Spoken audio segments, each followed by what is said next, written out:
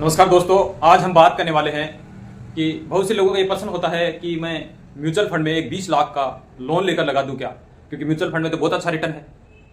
तो ये कहने को मिलता है और हमें भी सुनने को मिलता है। तो आज हम इसी टॉपिक पे बात करने वाले हैं। अगर आपके मन में भी यही प्रश्न है तो ये वीडियो आपके लिए है। आप देखिए और समझिए कि वास्तव में हमें लोन लेकर लगाना चाहिए या नहीं। तो बात करते हैं कि मैं 20 लाख रुपए लोन लेकर म्यूचुअल फंड में लगा दूं क्या। बहुत से लोगों का प्रश्न होता है, उनको लगता है कि क्यों मैं एक साथ पैसा लगा देता हूं और फिर मैं ईएमआई पे करता रहूंगा। अगर वो ईएमआई पे करते हैं तो कितना उनको बेनिफिट होने वाला है, आज हम बात करते हैं। मान लीजिए उन्हें किसी भी बैंक से एक लोन ले लिया है 20 लाख रुपए का और उसका हम ब्याज दर मान लेते हैं 9% ब्याज दर से उनको लोन मिला है। क्योंकि उसने लोन लिया है तो उसको ईएमआई के माध्यम से पे भी करना पड़ेगा, ये कंफर्म बात है। तो मान लीजिए अगर वो 10 साल तक पे करते हैं पैसा, तो उनका जो ईएमआई बनेगी वो बनेगी 25,335 रुपए। यहाँ पर ईएमआई उनकी बनने वाली है अगर वो 10 साल तक ये पैसा भरते हैं। तो अगर यही पैसा अगर वो 20 साल भरेंगे तो हो जाएगा उनका, 15 साल भरेंगे तो पैसा बनेगा उनका ईएमआई का 20,285 रुपए। अगर यही पैसा 20 साल में पे करते हैं तो पैसा बनता है 17,995 रुपए। ये तो हुई ईएमआई की बात। अगर वो लोन लेते हैं और फिर अपना पैसा वो ईएमआई के माध्यम से चुकाते हैं, ये पैसा उन्होंने म्यूचुअल फंड में लगा दिया है।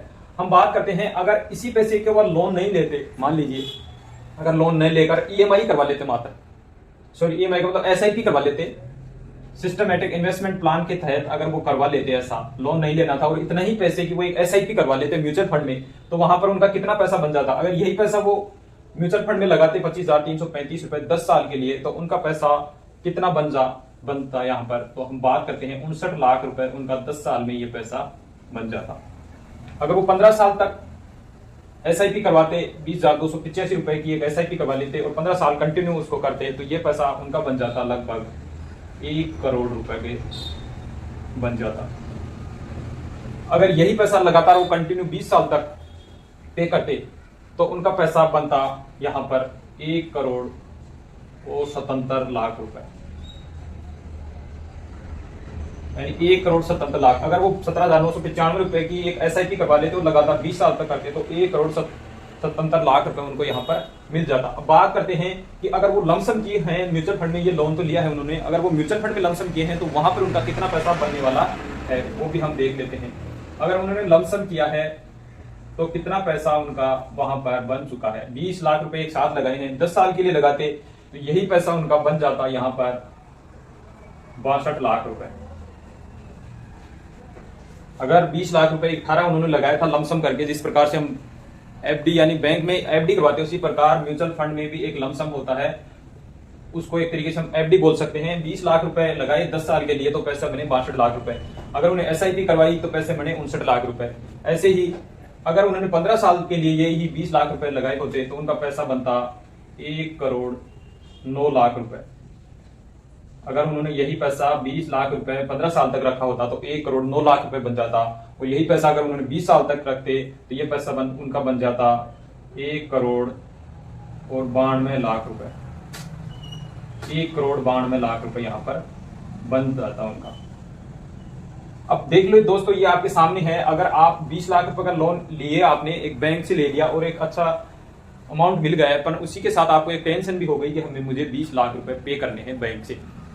कल आपके साथ अगर कुछ मिस हैपनिंग हो जाती है तो ये 20 लाख रुपए आप कैसे चुका पाएंगे, ये भी बात है और एक टेंशन भी रहती है। अगर आप ये 20 लाख रुपए भी नहीं लेते और मात्र आपको एक एसआईपी करवानी थी, इसी पैसे की एसआईपी करवा लेते, लोन लेने की जरूरत नहीं थी, तो ये पैसा आपका एसआईपी से बनता, ये पैसा आपका लमसम में बना है। अंतर भी आप डिफरेंट भी देख लेते हैं कि वास्तव में हमें कितना प्रॉफिट हुआ है लमसम में और एसआईपी में कितना अंतर होता है। यहाँ देख लीजिए आप, 59 और 62, 3 लाख रुपए का अंतर है। 3 लाख का अंतर है, इधर 1 करोड़ बना है, इधर 1 करोड़ 9 लाख रुपए बना है, तो इधर सिर्फ मात्र 9 लाख रुपए का अंतर है, और इधर 77 है और इधर 92 है, तो इधर मात्र आपको दिख रहा होगा 15 लाख रुपए का अंतर है। सिर्फ इतना अंतर है, और इतने से अंतर के चक्कर में हमने एक 20 लाख का बड़ा अमाउंट ले लिया। तो हमने कैलकुलेशन से ये पाया है कि आपको भी कभी भी किसी ऐसे बहकावे में नहीं आना है और नहीं आप कोई बैंक से लोन वगैरह लेना है। अगर आपके पास अपना जितना बजट है, आप उसी से आप म्यूचुअल फंड में एसआईपी करके एक अच्छा खासा रिटर्न यहाँ पर पा सकते हैं। हमने यहाँ रिटर्न की बात की है। एसआईपी में जो बात करते हैं, एसआईपी में जो रिटर्न है हमने 12% का ही माना है, और लमसम में 12% दोनों का सेम ही है माना है, और यहाँ पर 9%, यानी अगर 12% का रिटर्न मानते हैं जो सेंसेक्स है उसी हिसाब से हमने रिटर्न माना यहाँ पर, तो 12% का रिटर्न मानते तो इतना पैसा आपका बन जाता यहाँ पर।